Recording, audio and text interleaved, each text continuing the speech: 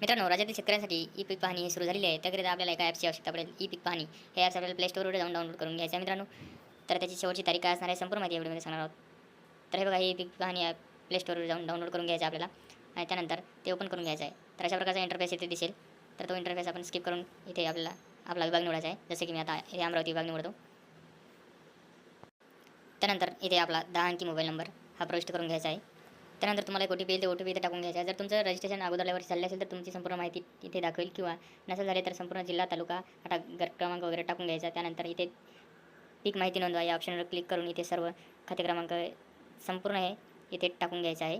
आणि संपूर्ण माहिती टाकल्यानंतर आपल्या इथे कायम पड जी आहे ते पड नोंदवायची. नंतर बांधावरची झाडे वगैरे सर्व तुमची जी काही आहे ते नोंदवून घ्यायचे आहे. तर अशा प्रकारे मित्रांनो तुम्ही ई पीक पाहणी नोंदवायची. त्यानंतर अपलोडवर पिकाचा फोटो अपलोड करून घ्यायचा.